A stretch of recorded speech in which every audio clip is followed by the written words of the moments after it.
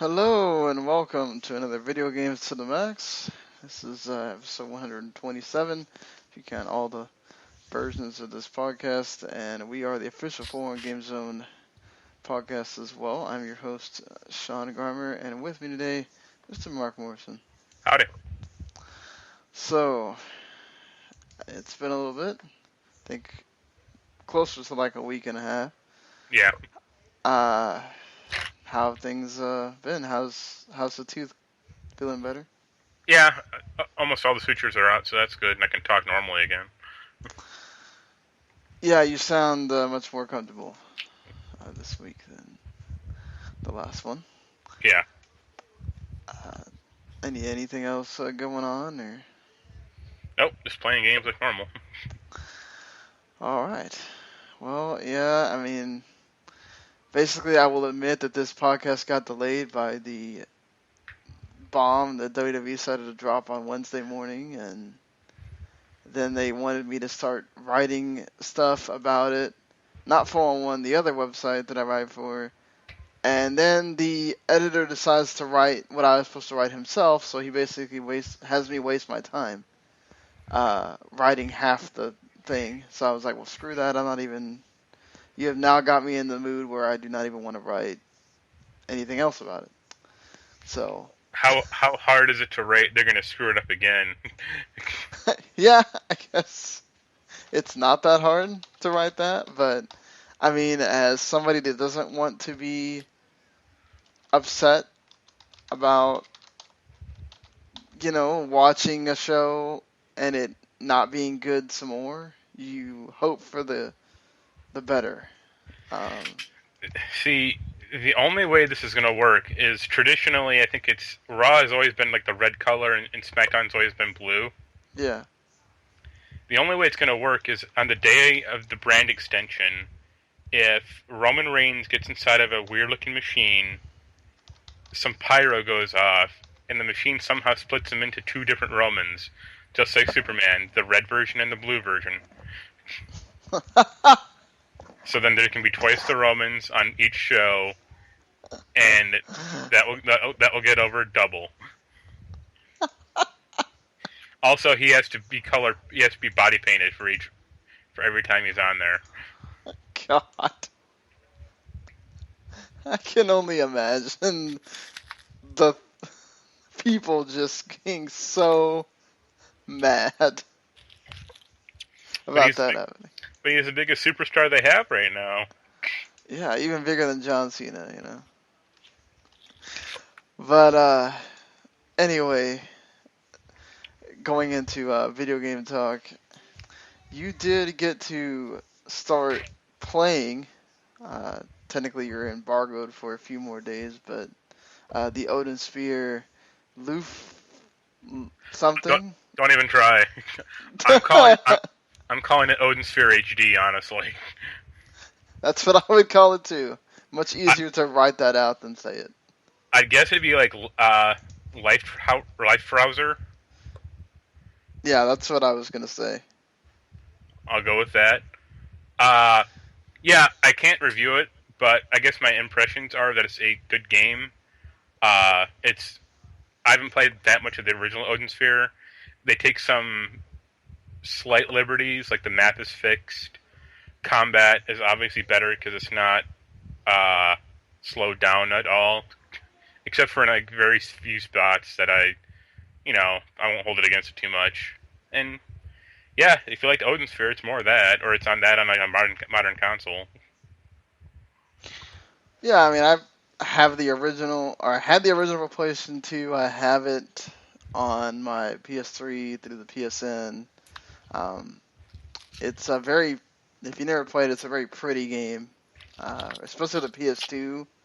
It was one of those, like the first time that they really had one of those very well drawn animated games. And on the PS2, it would make the PS2 chug. Yeah.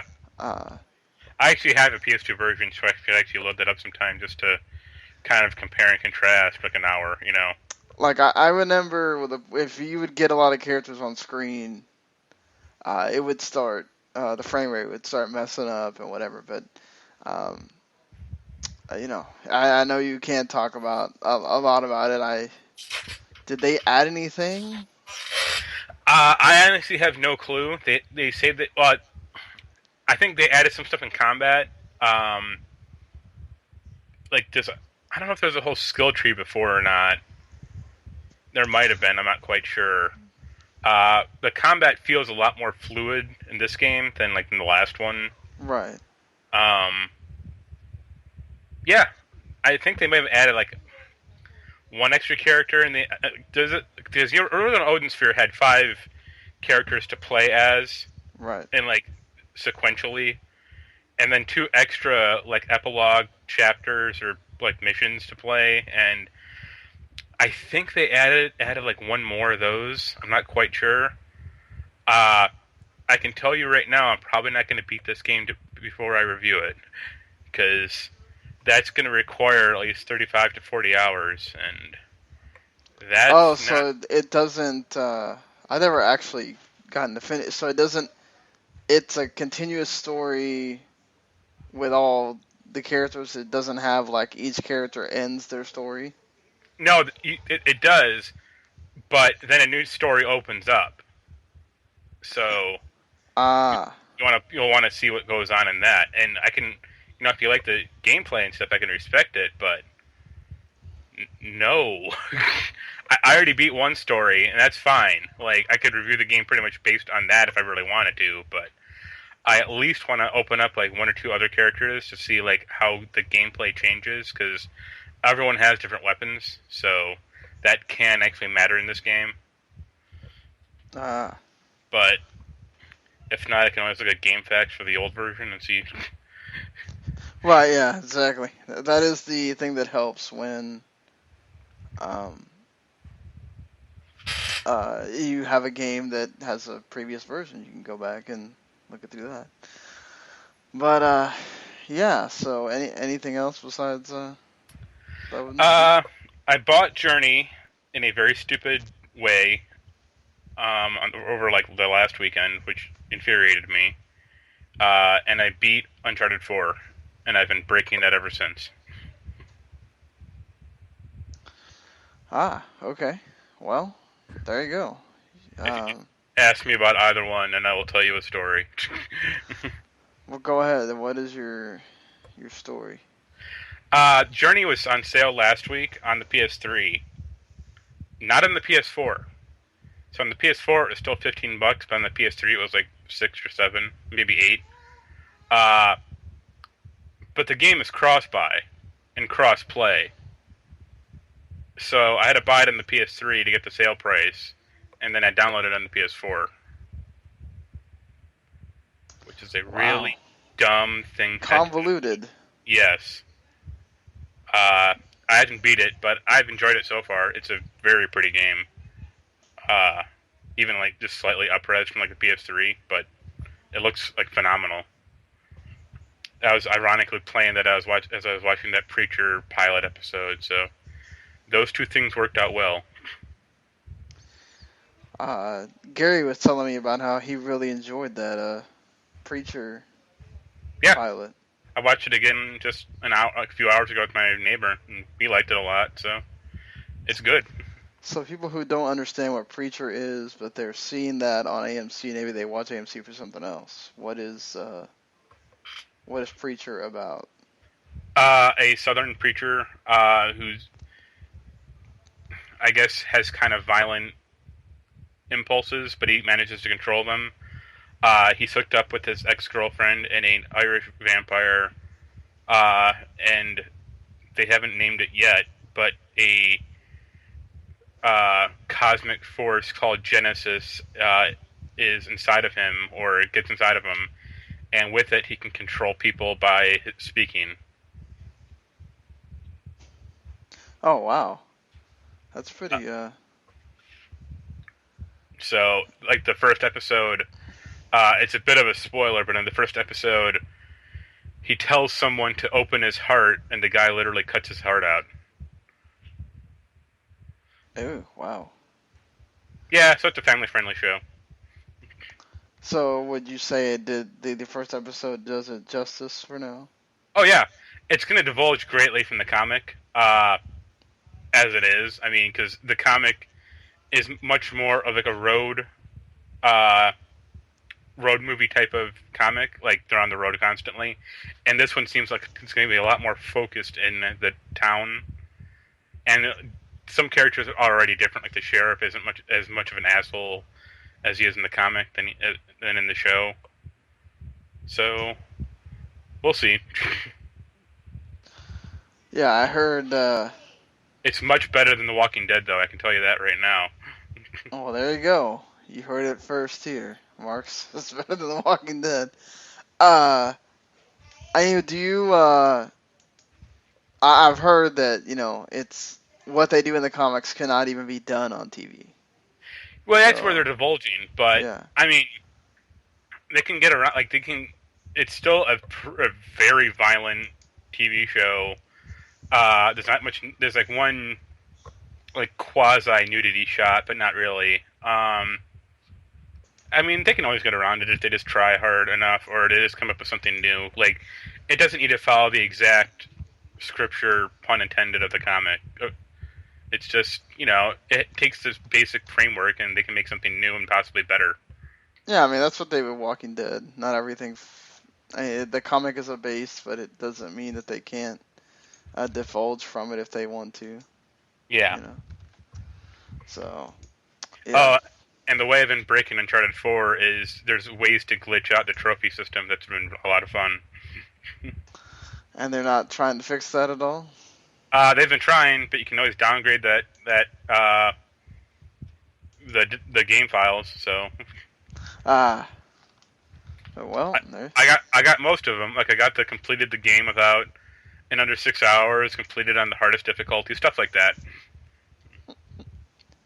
makes a ton of sense. All right, so we definitely at the first day we were gonna try to do the podcast, which was Wednesday. I would explain why we didn't. Um, that's when the news came out about the Xbox Slim being made for this year, or Xbox One Slim. Should note that, and that it's gonna be 40% smaller, and it'll have 4K support, which is something that now Sony has talked about it, but they've never actually said that it's being made. I mean, they do have a different. They were planning at one point to have a different SKU with the 1 TB. I don't think that ever came out, did it? Or did it come out? The PS4 with the 1 TB in it? Hard It drive? is out. There are editions out there. Yeah, so they do have that, but they are not doing. They have not announced anything. Again, this is something that Sony's also sort of said that they were looking at this, but there's been nothing concrete about the fact ever since they've had the PS4 NEO that there was anything else coming out as far as what would be compatible with this PS4. Now, Microsoft obviously has reasons why they would want to add in a little bit of something extra into the slim version, because it's not like you have the 40 million PS4s out there. You have about half of that with the Xbox One, or a little bit under half of that, whatever, depending on what number they're at right now. So again, they're the ones with the incentive to add a 4K support to the slim version, add a 2 TB hard drive, which would mean you probably don't need another. That's what I have in the Xbox One with the external. So you'd imagine that you don't need another hard drive, but At least not for a few years. yeah, at least not. I mean, until they come out with these new systems and whatever. But the more intriguing thing is that Slim is supposed to come out at the end of this year, and then next year we would get a what is being codenamed Xbox Scorpio right now, which you making the wonderful Simpsons reference. Yep.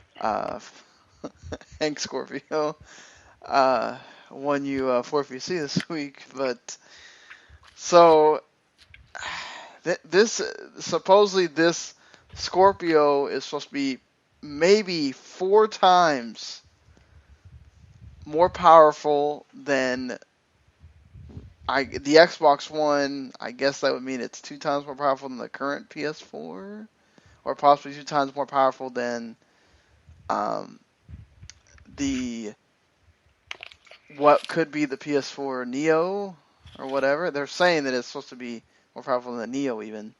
And that reason is because there's even rumors going around that they could partner with Oculus for VR. That Microsoft's not going to have their own VR, but they would partner with Oculus for it because they already partnered with Oculus to give them an Xbox One controller as the main controller that you get if you buy an Oculus. And there's already people, according to Ars Technica, that are saying that in getting ready for E3, there's already VR games being made to run on this Scorpio. I know that's a lot to take in if you're listening and you, for some reason, have not heard at all about this. But what do you think about all this stuff? I mean, will this really... I mean, it's the same thing as the PS4 NEO. You'd imagine it's not going to be this huge hit right out of the box, but what do you think about Microsoft? They're doing AR on their own accord, but they're partnering with VR, and they're bringing in 2 different versions and all this stuff. You think this is going to work for them? I think parts of it might, but I think it's going to backfire for them if they don't do it like really right, and I just don't see them pulling it off correctly. You and I kind of argued earlier about the Slim versus like the Scorpio thing. I don't see the Slim being, I guess, a worthwhile purchase for a lot of people. Like just personally, like it's going to be a smaller box, obviously, but I don't see like a kid going in, like a person going into a store and buying it, knowing that the new version is going to be out next year. Like the thing about the PS4 right now is it's still kind of speculative. I mean, in September it'll be out, but if they come out with the Slim, like that's going to be pretty much confirmation that the Scorpio is out next year, and that's going to tank their sales for that year. I think, like possibly more so than what they already are. I think they can curtail it a little bit if they have it come out. Let's say you have a big Black Friday deal for it and everything, and you're... If it was like $200, I'd get one probably, but I don't think they can go lower than $250. I don't know what they can do. Yeah, $250 might be the lowest they could do. If it has a 2 terabyte, they're not doing $250. Yeah, if like the Xbox One Slim had no HDMI input and a external the same type of hard drive that the PS4 uses, that'd be fine. But I got a feeling Microsoft is going to stick to their proprietary guns. And you'd imagine they would take that away. Like, there's no reason to have the TV thing. That thing obviously failed. It's a waste. But look at what they did with Kinect. Like, it failed already once, and they doubled down on it. They ran away from it a lot quicker, but it speaks volumes that at the time the company didn't know what they were doing. Right. To be fair, different people in charge then than now, but I also don't. I could see them partnering with Oculus to get like their VR system on it, but that runs into a few problems. The first is Oculus is not in a great place right now. Sales-wise, they're doing great. The problem is they're not making units. They're not making units well enough, and the Vive is kind of killing them. And like Oculus having to be in Best Buys, a few of them, that's not helping matters. Yeah, and even GameStop is supposed to be doing the demo thing too. Yeah, like in a year, the Oculus might be better, but on a tech by tech basis, the Vive is like a better system overall. I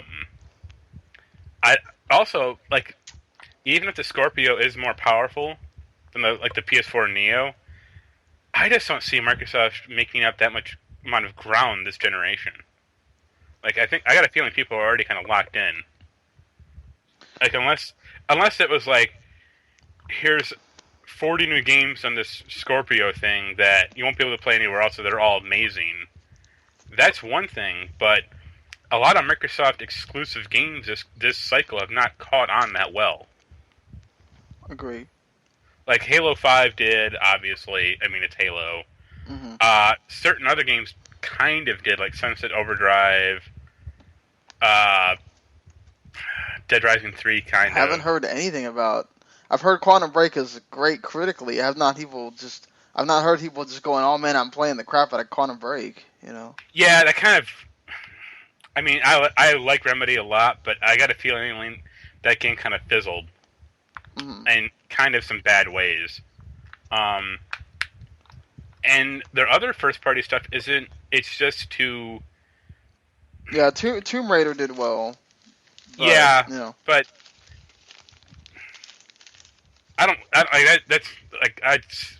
that's coming to PS4 eventually. But Right, yeah, next year or this year, whatever. It's just a weird, like, all like the 360 exclusives, like the last generation, like did gangbusters, and this year they're not hitting quite as hard as all. And the funny thing is that Sony, like the PS4, has way less exclusives, but they seem to hit harder. Right. Like Bloodborne, Ratchet and Clank, Uncharted 4. I mean, well, I mean, Ratchet and Clank, they were able to bring back an old classic and then make it great. So, you know. Time for Microsoft to bring back Blink's the Time Sweeper. Yeah. Either that or Conquer. Yeah, exactly. I mean, that's the thing though. Like they have only really like 2 big time franchises. They already used up Halo. They're gonna have Gears this year? If they're lucky. Yeah, they are. So that's it. Like other than that, I mean, a Forza, but you know that only really goes to a certain crowd. Yeah. And okay, well they made Forza Horizon to kind of go to the other crowd, but I don't know that it really sells that well. I mean, Microsoft does have some good exclusives, like Killer Instinct would be a great fighting game if I could play it. And certain other things, but they much more see like the Xbox One, like their merging of Windows 10 as a service and not as a console or whatever. And that's kind of what's killing them. Like, if Quantum Break was on Steam, I'd buy it. I know it wouldn't run on my computer until modders fixed it, but I would still try to buy it. And, like, the way I think they just haven't come up with that many new ideas for this, like, new generation. I just think that, that whole idea, like you said, is kind of... It's going to backfire on them because, again, that whole thing people were complaining about with this is what happens when you put your games on PC as well as the Xbox One. You no longer have a reason to go buy an Xbox One now. Yeah. If you're looking at Quantum Break... Well, unless, and here's the kicker, unless the PC version of the game is crippled. Like it was on Break and Tomb Raider, and will be with Halo, like their Halo 5. Whatever, the Halo Forge thing, whatever. Dumbass edition, that's what I'm calling it. Granted, like Forza 6 works apparently really well on PC, but that's not a game that almost anyone's going to really play or care about. And I can say that as a Forza fan, because that Forza 6 Apex thing is not the full game. It's like a glorified demo. Yeah. It's free to play. I mean, that by definition is like my whole argument of they see this thing as a service and not as a game console or a game factory. I don't understand them. They know that. I mean, look, I guess the Sea of Thieves thing could do okay, and I don't know that ReCore is going to be this huge game or whatever, but their exclusives are not those things that I mean. A lot of the big exclusive, the Scalebound got delayed. I mean, the what Cuphead, is like that's yeah, Cuphead could. perpetually delayed. It seems like they still don't have a release date for that thing. I thought it was like September or something now. I thought it got delayed though, so Again? Oh, jeez.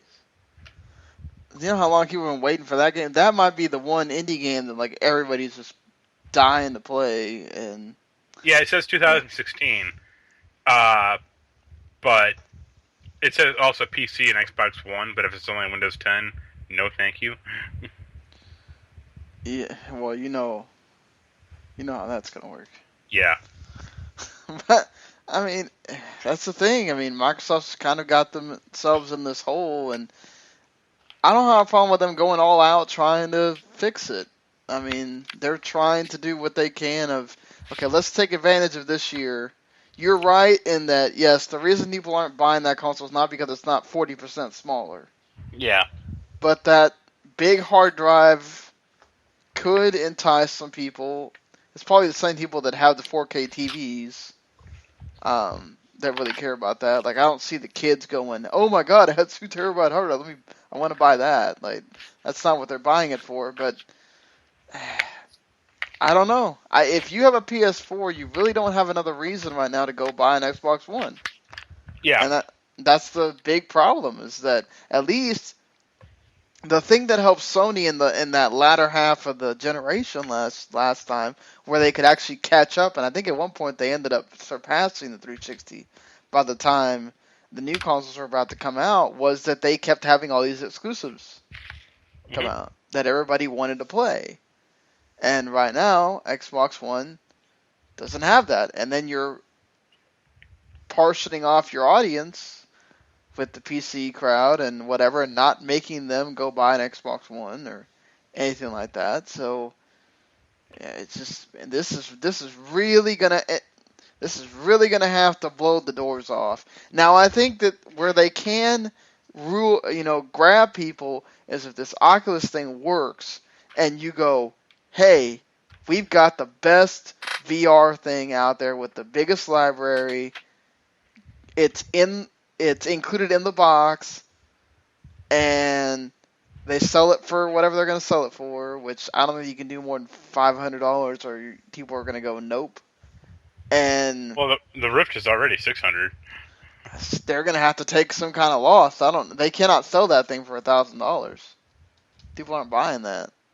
Well, it'd be 900 because the Rift would be 600, and the Xbox One Scorpio would be 300.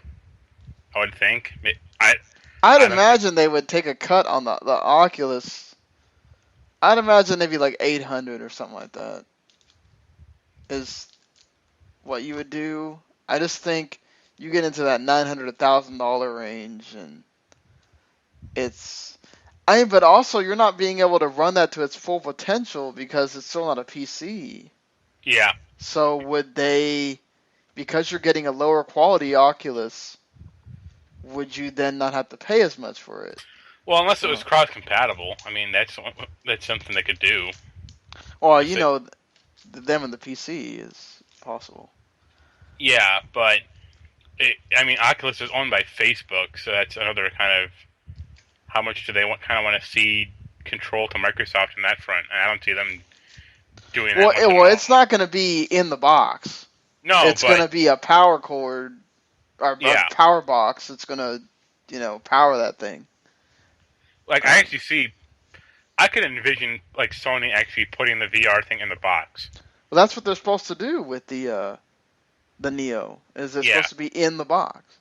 Yeah. Or at least the power supply. It's supposed to take it so you don't have to have that outside power supply. No. I mean like packing the Neo in a PS4 box. Like so, it's like a huge box. So it'll be $800, but if you don't already own a PS4. Oh, you mean like the VR with the with the whole Neo thing together? Yeah. Yeah. I don't see like Microsoft doing that at all. well, yeah, that's possible. Yeah, you have the. I don't. You have to make it some way so that it's very easy for the people to walk in and go, okay, here's the Xbox One and here's the Oculus thing.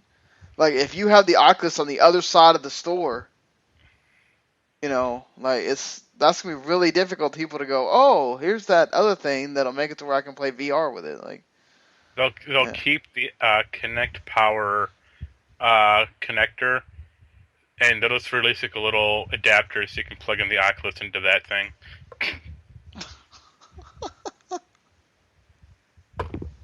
yeah, that's exactly what they're gonna do with it.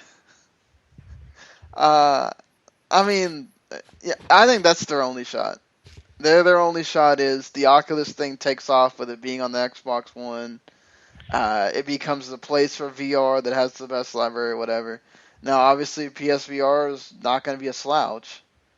The thing is, PSVR is going to be out for a year first. Yeah. So You also mentioned Microsoft's AR thing, the HoloLens. I don't see that thing actually becoming a commercial product for at least 5 years. I think that's a business thing, and that's it. Yeah. I mean, it's cool. Like if you could play Minecraft on it, that'd be cool.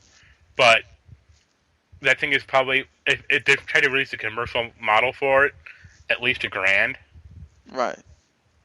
Probably 1,500 if it was a wireless version, because there's a wired and wireless version out there. So Right. if it was a wired version, $1,000, wireless 1,500.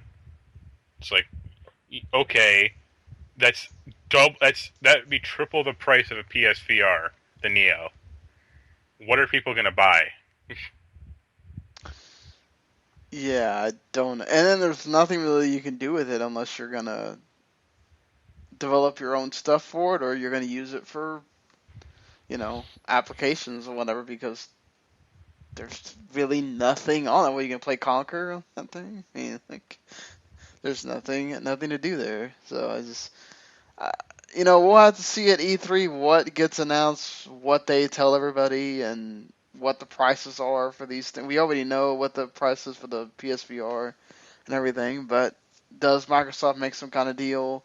Who knows? But again, there's just that thing of you're going to make everybody wait an entire year to see if Microsoft can have VR with a console, and Sony's already going to show you how to do it. What, yours is just going to be more powerful? I don't know if that's going to draw this huge crowd.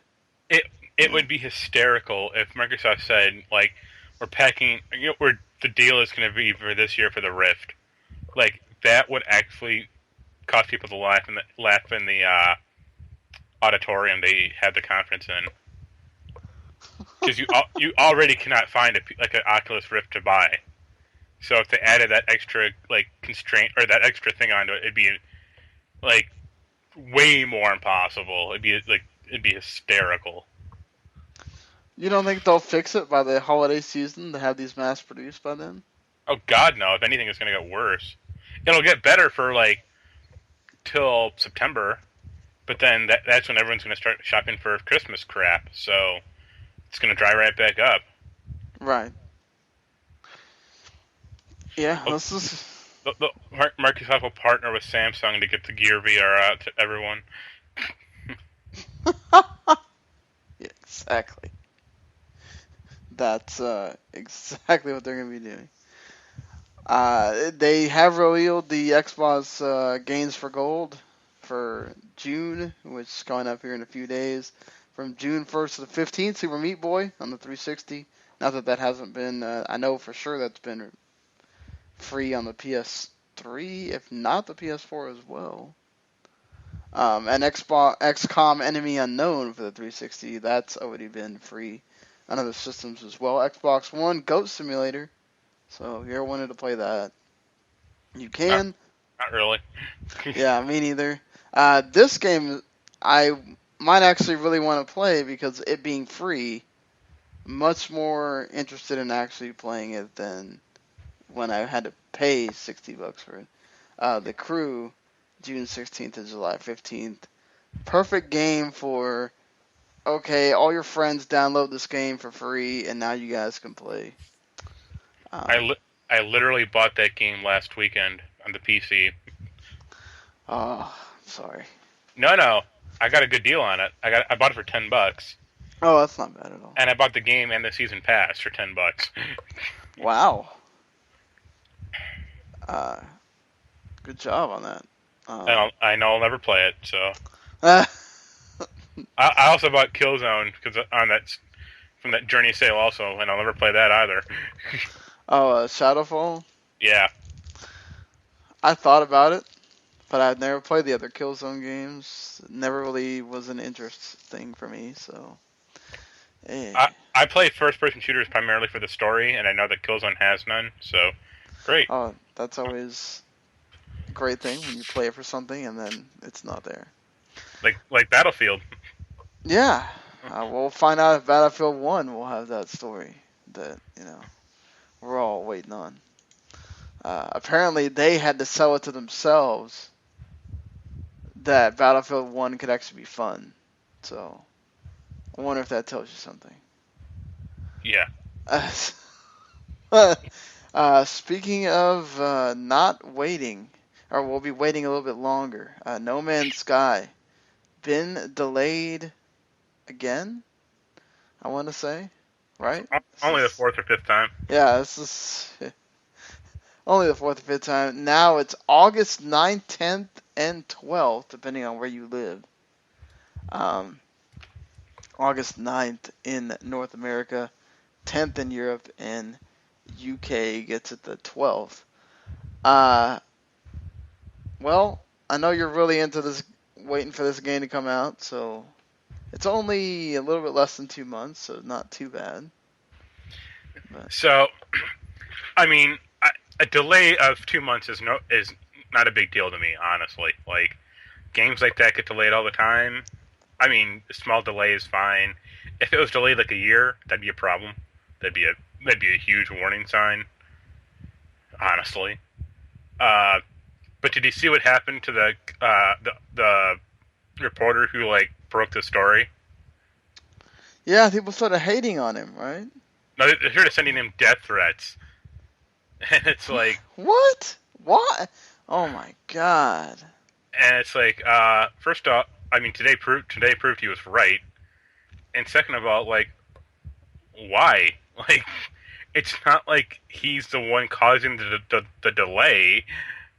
And third, it's a video game that you likely have not played and know nothing about, nothing really about. So, get a life. Yeah, it's Kotaku's fault that they're delaying the game. Yep, they reported it. So let's blame Kotaku that the game is being delayed. Just come on, people. Just come on.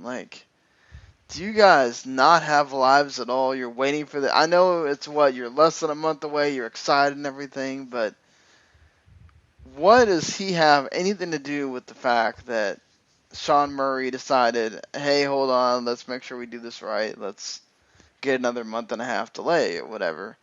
It just, wow. It's the same thing with these people that, we had a black guy won the Hearthstone tournament?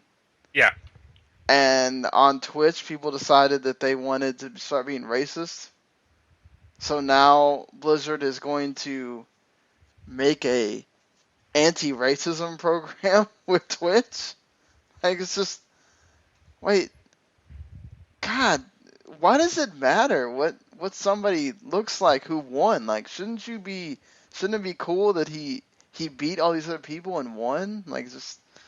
God, people on the internet you don't have a life and you don't get it, as far as you ruin it for other people to want to be gamers, to want to put yourself out there on Twitch, all that kind of stuff. Just terrible. And the worst one that I don't get is the guy that gets mad testing Uncharted 4 because there's women in the game. yeah. What? Since when has it been a problem that there's women in the game? Oh, he's mad because Drake might have somebody continue it that there could be a possibility that they could decide to continue the franchise, but it's not with Nathan Drake. I mean, wait a minute. We all knew this would happen. They're not gonna kill Uncharted. No, he's mad because the reason that all men's right activists are mad because they can't get laid, and they blame women for their own problems. Stupid. Just the internet never ceases to amaze. Never ceases to amaze in how sometimes it makes me so sad to be on this earth at times. It just, why are there people like this? Like last night, while I'm doing the wrestling podcast, there was somebody that does an anime podcast for IGN. She also does a lot of their unboxing videos. And she got tweeted on Twitter that she's ugly and she shouldn't do any more unboxing videos. And I'm just like, and then it bothered her. Like she posted it in their group there, and there's a ton of people that had to tell her don't worry about that. But it's just like, what? Do you have nothing better to do but go bother people and tell them that, like, are you that insecure about yourself? Like, just, again, the internet just, ugh. Anyway, outside of these two things, that was the biggest news stuff in this entire week as far as games go. There was a Nintendo handheld rumor that was shot down by Dr. Serkin Toto, who usually is pretty good about either starting rumors or shooting them down. In this case, he shoots it down, saying that Morgan Stanley Japan was just sort of wishful thinking, I guess, about Nintendo doing a next handheld. We still don't know if they're doing whatever it is with the NX. And quite frankly, until we hear about stuff, unless we hear something really concrete, I'm almost tired of speculating about it. Yep. At this point, we've talked about it for like almost a month's worth of podcasts. I did find it interesting that like there seemed to be this, of course, everything on the internet again, backlash seems the normal route. I think this is a good idea from, lots of stuff out there about, Final Fantasy 15, taking stuff from Western games, and obviously it's very prominent if you've played the demo or you've seen anything as far as trailers or whatever. And yes, they're sort of denying it, that it doesn't have to do with looking at Western culture or anything like that, or just looking at the growth in video games in general, but like the people making Star Ocean 5, which I'm not trying to sit there and even start to think about the subtitle for that game. It's ridiculous. It's perfectly in line with other Square bullshit. No, but at least like The Last Hope International or whatever for the PS3 version, The Last Hope is not the timelessness and faithfulness or whatever the hell that Star Ocean 5 is called. Like integrity and faithlessness. Oh Jesus. Okay. But look at some of their other games like Dissidia Duodecum. Final Fantasy Advent Children. Yeah. Come on, people. It's dumb. But look at Kingdom Hearts 358 divided by 2. Yeah, that's the worst. 358 over 2 days. Just, at least the other ones are easier to say, but, it's just... Like, to be fair to this game, at least this is in English, not in their fake Latin. Right, exactly. The big backlash seemed to be that not everybody's a fan of the fact that, even though this is only an option, because they made random encounters not random, and they made it to where you can actually see the enemies, you can avoid battles and actually finish the story in about 30 hours instead of taking the 100 hours or whatever it usually takes to finish a Star Ocean game. People are upset about that, obviously, but I honestly like it when you can see an enemy in a game, like in an RPG, because sometimes you just don't want to have to do endless grinding. yeah, I'm sure like Final Fantasy X right now, whenever you play that, Yeah. where you have to hear that glass shatter and you go into the other screen. And Uh, actually, it would help when I do need to grind, so I could actually like look for enemies, like to like go fight. Like it's just such a hassle in that game. right, yeah, because if you fight certain enemies, you don't have to go around just fighting everything. You can just fight certain ones, and you know which ones you're going to get the big XP from.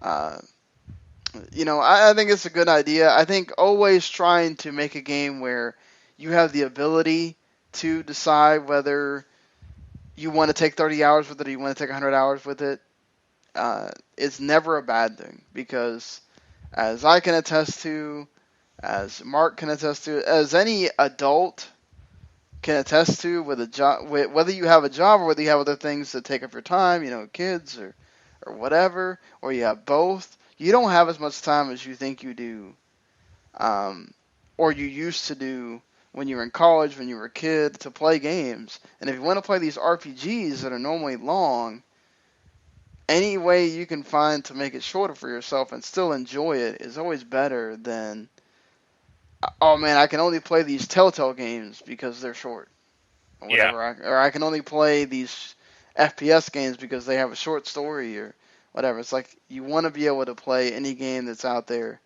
and it's whatever. So I don't think this is a bad thing at all.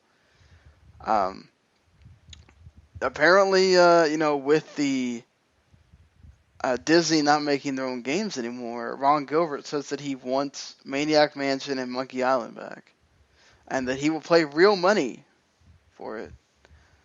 We've seen Tim Schafer now on his second of third uh, of his old PC games getting remade and put onto the PS4 and all that stuff. Do you see where, even though didn't they remake it already for the 360? That's what the 360 got. Of Monkey Island. There have been a lot of Monkey Islands. Uh, Telltale did a few of them. I think some other company might have done like the remake. I'm not quite sure. Yeah, it's a confusing mess. Yeah, and I would like to see a Maniac Mansion remake so that you can play it easier. Uh, hit up Tim. Not having to use DOSBox to make the fucker Yeah, work. exactly. Not having to use DOSBox to get it to work. That would be wonderful. Um, I would so be for that. So Disney, if you're not going to use it, why not? It's because it's Disney and they never sell off IP ever. Especially when that's some punk game designer that they don't give a shit about. I agree with you. Probably won't. About 95% chance it's not happening. But you would imagine that if somebody out, what's going to have to happen is you guys are going to have to, you're gonna have to have a public outcry for Maniac Mansion. So you really want it, and maybe it gets into Disney's head, and they set out somebody there to do a remaster or whatever. But I don't see them selling it to Ron Gilbert either. Like you said, would you want to see a Maniac Mansion? I never played it. I've never touched it. Like when I was a kid, I never played LucasArts games. I always played Sierra ones, like Police Quest, Okay. Space Quest, and King's Quest. So Are I can tell you the last Ron Gilbert game I played was The Cave. I didn't particularly like that one. That game wasn't that good. After all the big deal they made about it, it was just kind of there. Nothing special at all. I remember they made the announcement of it being on Xbox One compatibility. I was like, oh yeah. Well, probably won't play it, but it's there on my Xbox One now. So I'm waiting for them to put Lost Odyssey on that so I can play it. That would be nice, but I would really want just a PC version of that game. They did say that they support multiple discs, so that's possible. Also, let me check real quick. Because this is the thing with the Xbox compatibility, like, you download the game. Well, no, you put the disc in there, and it installs it off the disc. Okay. But having to do that with four discs? Yeah, you would, I'd imagine, but... well, it would be like, when you get to that disc, you would have to put it in, I guess, and... But it is what it is. But yeah, Lost Odyssey should be played everywhere. Yeah, I'm also sort of wanting to play Blue Dragon again, but I don't know, because it takes a while just to get to the point where you get the dragons and it becomes sort of interesting. But just play Eternal Sonata, it's better. I agree with Eternal Sonata on that one. I have 2 copies of that game. I think I actually have 2 copies too. I have a PS3 version. Yeah, so do I. Because the PS3. Because the 360 one came out first, but then they added more stuff to the PS3 one. So right. E3 is having their first ever live event this time.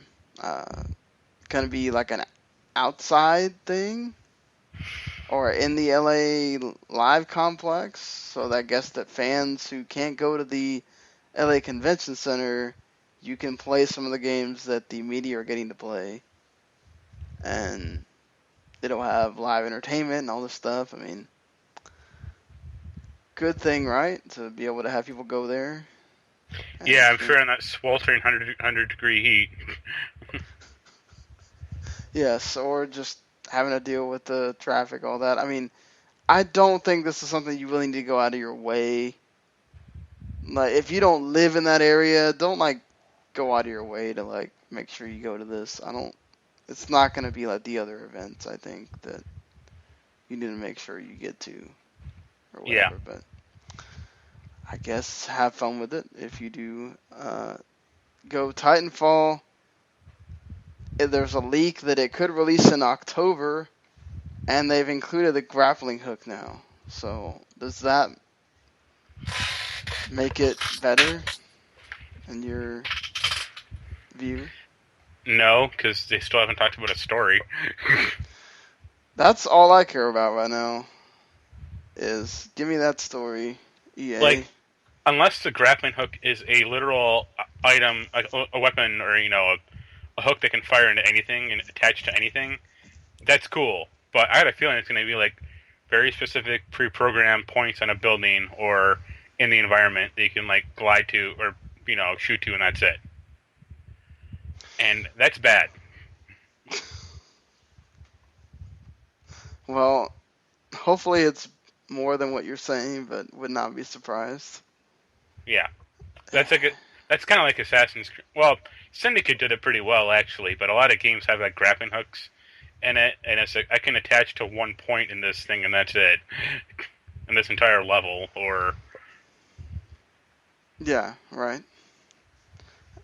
Well, you're not going to go around the whole level with a grappling hook. You'll just have these certain parts where it works. It'll be like a jump pad from Quake. Speaking of Quake,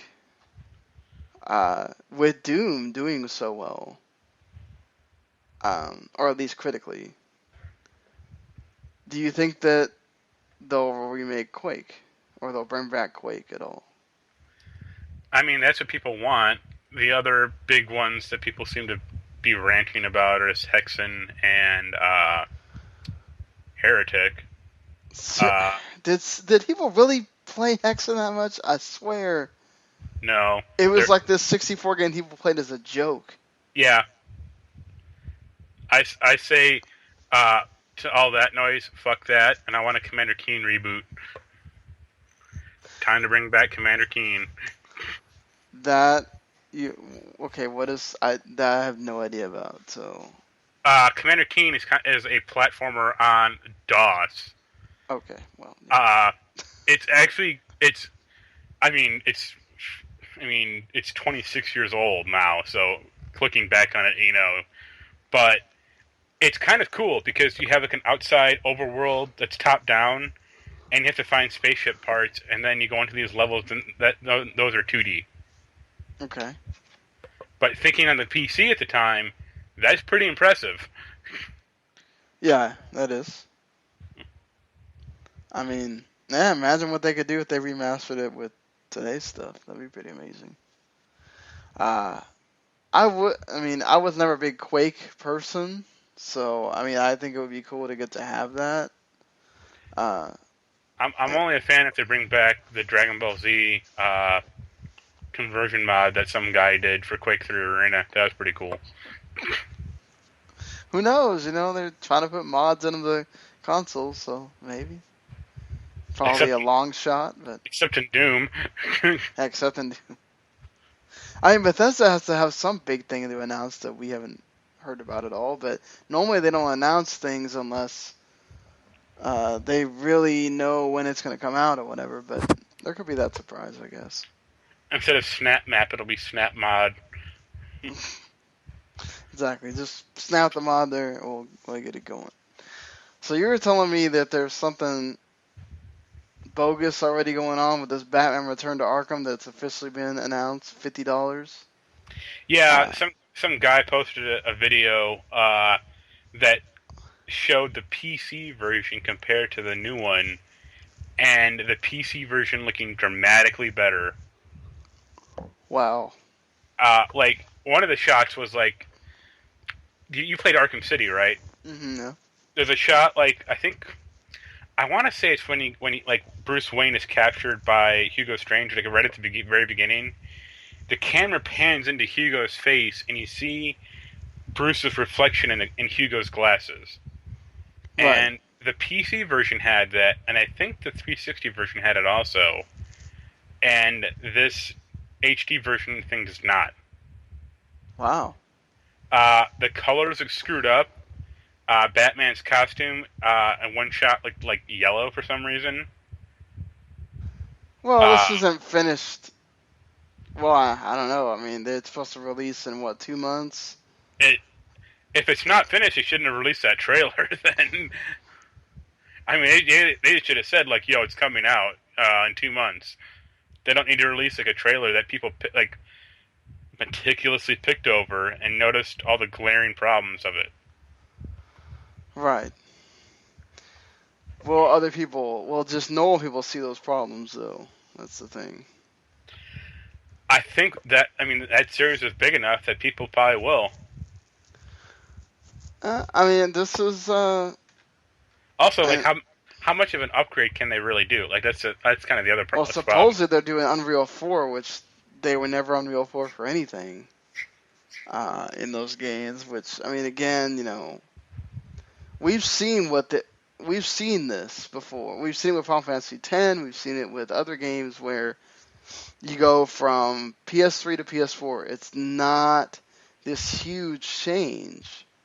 Yeah. Especially when you're redoing a PS3 game or 360 game or whatever. It's not this huge deal. So, I mean, and these games have been offered free for, like, everywhere at this point. I mean, like, I never hear most people have played the crap out of this stuff, these games already. There must be they must have some kind of focus group that told them this is going to sell well. I just can't imagine this is going to do gangbusters or whatever for them. But well, there's a business reason, and that business reason is, I believe, the Killing Joke animated movie is due out around that time. Yeah. So it's like, hey, buy this combo pack for $60 and you get the game and the movie for in it. Oh yeah. Oh, and Mark Hamill's doing the voice of Joker in that movie and in the games or whatever. I'm actually gonna look forward. I don't look forward to this often, but I'll look forward to the Digital Foundry, like, performance testing they do. Because I mean, if you compare Arkham Asylum on, like, the bleeding edge computer compared to the PS4 version, obviously the PC version is going to blow it away, and that's no contest. But I'd be curious if they ran Arkham Asylum on either a machine at the time when it originally came out that was bleeding edge, which was 6 years ago, 5, Yeah. or a moderate PC of today, like not one that has a 1080 in it, but one that has like a 660 in it or something, and Right. compared it to this version, the PS4 version, to see which one looks and runs better. Like that would be interesting to me personally. Yeah, just because you're making this big deal about it's supposed to look so much better on the Xbox One and PS4, and then it doesn't. Yeah. So, always interesting to see how they do these things. But again, if you're only doing consoles, do you really care? You want those games there, but Did you see the Dead Island definitive thing? why? No. It gets better. So they're releasing Dead Island Definitive Edition next week, and it includes Dead Island 1 and Riptide, and apparently some other Dead Island thing on it. Was it that terrible Dead Island thing that nobody wanted? No, that you're thinking of Escape Dead Island. No, it's something like the premise. I don't even know if it's an actual game or not, but the premise is like zombies stole your cat, go get it back. And it's what? Like, all right, Wow. but no. The thing I was going to mention though is Dead Island Definitive. It has essentially two games on it.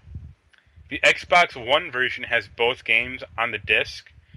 The PS4 version only has the original Dead Island on it, and a code to download Dead Island Riptide. And their bullshit reason was basically like, we'd have to program in a menu that takes you back to like a launcher to where you could select both games. That's and it's how like, most of these remaster things yeah, work. it's like what other collection of games on the PS4 does not have that type of menu built into it already? Yeah, both the Kingdom Hearts ones have that. It has a main menu where you pick which game and then it starts the game. Final Fantasy X or 10, God of War, Uncharted, like every one of these games has that. And even if they didn't, there's a fat button on the PS4 controller that can take you to like an over menu of the system to where you can close the game out and relaunch it to play something else. Like, Yeah, it's wow. The excuses abound for not wanting to do some, work. also, it's a Dead Island game, so you can probably skip it. I would totally just tell you not worry about it. But, that's just me. I wasn't a big fan of the Dead Island thing at all. I liked the first one for a few hours, and then it became an actual game, and I said, no thank you. Nope. So speaking of story that you said you wanted to hear about with Titanfall, well, they have admitted, or they're telling this story of the fact that Star Wars Battlefront came out with no single player, no story, because they wanted to make sure it came out with the movie. Makes sense. It's not something that we have not seen a million times before. You have to imagine how much more the game could have sold, how many more people they could have maybe grabbed if they did have the story, like us. But, I mean, yes, but look at Battlefield Hardline. That has a story that's terrible, and no one cares about that game. Like, at all. Yeah. I mean, it's cheaper. You can buy Hardline right now cheaper than Battlefield 4. Yeah. Battlefield Hardline was not good. I mean, they added a lot of content into Battlefront, so I think you still got your money's worth if you really wanted that game.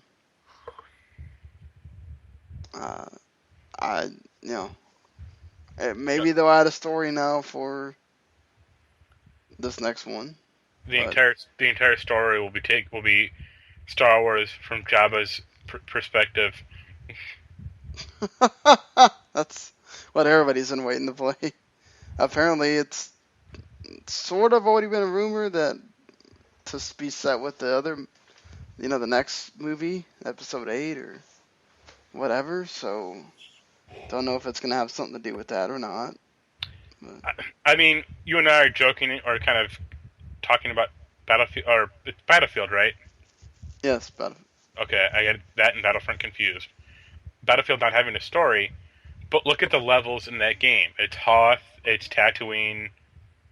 I think it's the Jungle Planet, and then Jakku. right, So, yeah. And what Jakku's the only thing from the new. what story would they tell from that setting? I don't know. Star Wars. Like that's all they have. They can't come up with anything new on their own. Or yeah, they tell the same story from one of the other, or that some hole in the wall side story that's loosely related to something from one of the movies.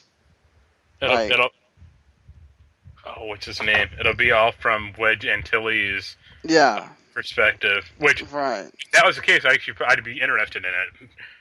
Oh, But because Disney flushed all the expanded universe stuff from that game, they can't do anything. Like EA is probably kind of hamstrung because it's not like they can create anyone new for that thing. right.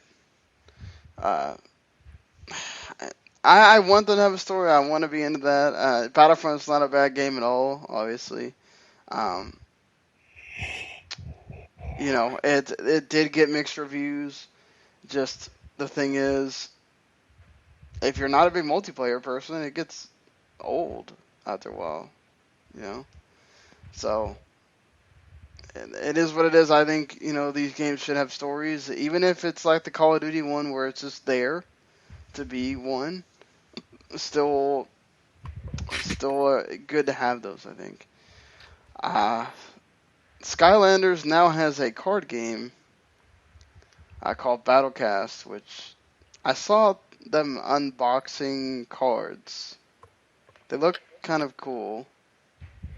You can play it digitally, or you can get the cards, and if you have the characters, I think you can get the cards to work. Is that how that works? I think if you get the characters, the supercharger characters, it comes with a card. Right. Good on them for trying to come up with something different. It looks like a easier version of Hearthstone, which in itself is an easier version of Magic the Gathering. Well, what's funny is that let's say Hearthstone and Battlecast, they're competing against each other, and they're owned by the same company. Yeah, that's weird. Like, that must be weird at the water cooler. It's like, Yeah, because I'm sure Activision talked to some Blizzard people and said, "Hey, we want to build this card game for Skylanders. What do you think?" Like, just okay, we'll help you. I don't know. I think they go to totally different audiences. oh yeah, It's going. yeah. I mean, Hearthstone is like for nerds, and this thing is going to be for kids. Yeah. I mean, I'm sure that there'll be some. I mean, they had the Pokemon trading card game, so I'm sure there'll be some nuances in here, whatever. It's good for them to try to branch it out in a different way and keep that thing going. They haven't talked about the new Skylanders this year. So Yeah, which I would not be surprised if they take a little bit of time off or something, or they're just waiting for E3. Who knows? they're going to hire John Vignacchi to run that division. So Man, I want him to have a job. yeah, so do I. I'm not gonna complain about that. Yeah. So getting on into Tom Hiddleston could be the next James Bond. You like that? I mean, I do like him in but obviously those were set that way. But like him in that commercial for was it Jaguar or whatever. Yeah, He talks about being a villain or whatever. I've seen him in other movies that he's not low-key. those don't exist. Yeah, those don't exist to nerds, I think he could do it. It'd be kind of weird to, you're you're channeling him as one character, but I think you can do it certainly. I mean, It what do you think? it is a boring, safe choice. Don't get me wrong; he's a great actor as Loki, and he's been in other stuff actually quite good also. But it is a banal choice. I think it's just completely devoid of imagination. I want Idris Elba so bad to do that. Well, But this is my fictional pitch for this movie. Uh, so they make a new Bond movie. They cast Tom Hiddleston in it. He's Bond for like 40 minutes, like the traditional, shaken not stirred martini, betting some woman, stopping some like really small terrorist plot. And at the end of the 40 minutes, he turns, and he found out he's been an imposter Bond for the past 40 minutes, and then Idris Elba is the real Bond and is going to stop him for the next hour and a half. that would be awesome. And I think the problem with it, he's in that Dark Tower thing, and they may not want to have him be in two big franchises like that. he's a cowboy in that movie, for God's sakes. Like, he's not. I agree. Also, I mean, look at Loki. Like, or look at Robert Downey Jr., who's Iron Man and Sherlock Holmes. Yeah, but at the rate that they make these Sherlock Holmes movies, we didn't even know they were going to make another one after the last one. So, I think he could do it too, I'm sure. I like the idea of him being Bond. It would be awesome. What's Matt Smith up to? He can be Bond. I don't know, you want a different kind of Bond, I guess. He doesn't have to be the traditional guy every time, but I think people are expecting that, so you have to, I guess, honor that in a way. Speaking of the movie that he will also be in as Loki, Thor 3 Ragnarok, the cast has now been revealed, and we're going to have the Grandmaster, played by Jeff Goldblum. Well, that certainly kind of fits. Tessa Thompson as Valkyrie, Carl Urban as Scourge, and I think Cate Blanchett is going to work really well as Hela, so not bad choices there as far as I'm concerned. Yo, where's Natalie Portman? She's the only one I care about. No, she's not going to be in this movie. And no Kat Dennings either, people that like her in these movies, so She was annoying in the second one, but she was pretty decent in the first one. Yeah, I agree. I actually would have liked her more in like the Jane Foster role. I don't know, Natalie Portman worked so well that I don't know I could envision somebody else doing that, but Get Aubrey Plaza to be her instead. do you like all these additions in here? Obviously, it seems very much like we're doing Planet Hulk here with Hulk being involved. Sure, it'll be fine. I mean, I kind of wish Zach Lively was back in that because I thought he was actually pretty good in the second one. Yeah. But Idris Elba's back in Thor, so that's good. Yeah, always good. He's, doesn't play this huge role, but... Yeah, I wish he did more, honestly, but I mean, he's good for showing up for 4 days and collecting a $2 million paycheck and saying later. Hey, nothing wrong with that, man. Nothing wrong with that at all. Fruit Ninja is going to have a movie. Great. Nothing surprises me anymore. Angry Birds movie did disgustingly well, so there you go. Even here in the U.S. did well. So It got number 1. Oh man. It beat out. Was it Captain? Captain America 3. Oh, I was. So why is X-Men not doing so hot? 2 words: Olivia Munn. It's all Olivia Munn's fault. No, the reviews aren't great. From what I've read, it seems very overstuffed. the villain is lame. Uh, Wait, like how what? can you make Apocalypse lame? Uh, don't give him anything good to do. True. Yeah, it just from what I've read, I haven't seen it yet. I'm going to go see it Tuesday, I think, with a friend of mine.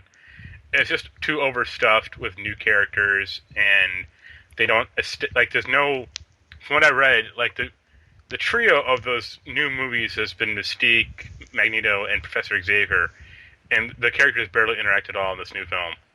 That's not good. They should know better. Speaking of knowing better, that WoW movie, that the reviews have not been. Yeah, that makes me sad. Sad. It's a shame because I like Duncan Jones as a filmmaker. Like Moon is a great movie. The Source Code is a less than great movie. Like it's still fine enough, but this WoW movie seems like a disaster. But also, what did you expect? Yeah. What did we expect? Like in 6 months, whenever the hell that Assassin's Creed movie comes out, like what? Take a bet. Do you think that Rotten Tomatoes score is going to be under 50% or over? Under. Yeah. Probably. Gosh, I wanted that to be good. But alas, I'll probably still see it. I'll probably go see it too, and I'll hate myself for doing it. Well, at least you can say you supported it, I guess. Very much like, people are hoping that with this shakeup that Warner Brothers is doing by putting Jeff Johns set to co-run the film division with VP John Berg, that now the money they didn't make on Batman vs. Superman will be made by the rest of their movies going forward, including Suicide Squad, which he is doing. He is in charge of post-production for. He's trying to clean up the third act, depending on which source you read. So that doesn't sound good either. I don't know. Is this gonna work? I mean, they're mad because Batman vs Superman did not make $1 billion. So they have unrealistic expectations for their movies. The reason Marvel has done well is because they built their movies small. They seeded very tiny things into those movies, and then brought to Captain America. Avengers didn't happen till the 4th movie, because it was Iron Man, Captain America, Thor, and then the Avengers. Correct? Right.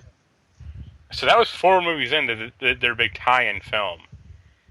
And they introduced characters like Black Widow, the Hulk to a lesser extent. He was in that one Marvel movie, but they don't count that really. Like Phil Coulson, stuff like that.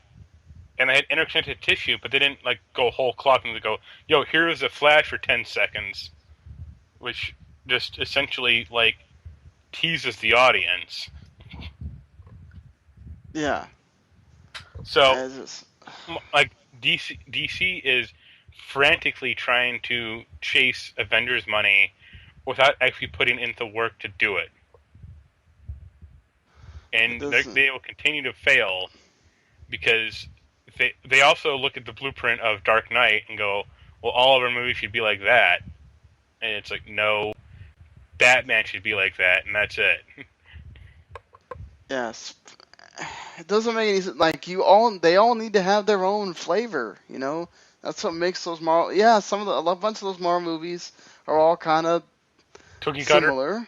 Yeah, but they have enough personality between them. They have strong characters. Yeah. Also, good actors. Yes, that helps. That helps a lot. And good writing, and just.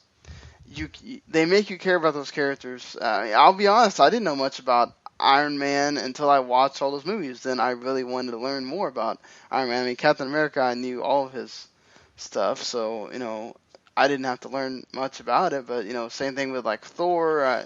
I knew some things, but not everything. It was just so. Uh, Guardians of the Galaxy, I knew nothing about Guardians of the Galaxy. Went to go see that movie, and I'm like, oh my god, I love all these guys right now. It's just you don't get that with The other the th- DC. yeah, Yeah. well, the other thing is Warner Brothers, or not Warner Brothers, Marvel hires filmmakers who care about the properties. Right. Yeah.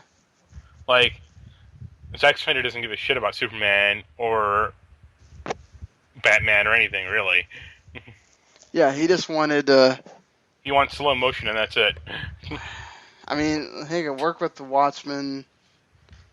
Maybe not so much with. I mean, it worked with 300 or whatever, but he's most of his movies have not been these hits or whatever. So. Yo, what about Sucker Punch? Oh boy, let's. The more we can just forget about Sucker Punch would be great. Just completely. Speaking of Watchmen, did you hear what DC did? What do DC do now?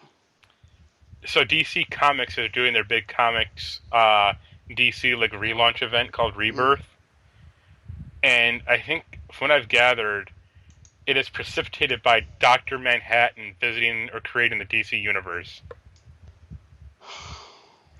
Like Batman literally picks up the comedian button pin with blood smeared on it. Okay. And it's like, wow, you guys have really lost it, haven't you? I think that's been the case for a while now. Well, you're not a really big comics guy, are you? No. The other thing that happened this week in comics related was Captain America was revealed as like agent of Hydra. Yes, God, I could not get that. Would not go off my Twitter feed. And it's like, first of all, you're all aware that Captain America died like 5 years ago and came back in 6 months, right? Like this is a story arc for 6 months up to a year, maybe 2. I'd say 6 months, maybe a year though. And then it'll be revealed that it was a big ruse to stop Hydra once and for all, or something like that. That totally makes sense to me. Like it was like when Dr. Octopus took over Spider-Man's body for like a year or 2. Right. It's like, Peter Parker came back. Captain America is going to be like the good guy again eventually, so exactly. You can stop. Stop freaking out about it. I know you don't want it to be that way right now, but it'll be alright. I mean, aside from that, I think we have, last thing I guess we talk about here is Lionsgate going all in on these Power Ranger movies. They're really hoping this one does well because they want to make up to 7 Power Ranger movies. Like I joked with you, it'll be 1 movie per Ranger, and the last one will be about Rita Repulsa. Well, you really want, Elizabeth Banks to have her own movie. Not gonna blame you there, but I'm excited. I'm sort of interested in these. I mean, I've always been a Power Rangers. I mean, obviously the original version's not after like that first one where after they went to like the White Ranger. After that, I stopped watching. But this thing has been going on forever, and it has cachet with people. As hopefully it works and they can make more of these movies. I mean, I actually follow this a little more closely than I should. Like I watched some Gokai Ranger and what is it?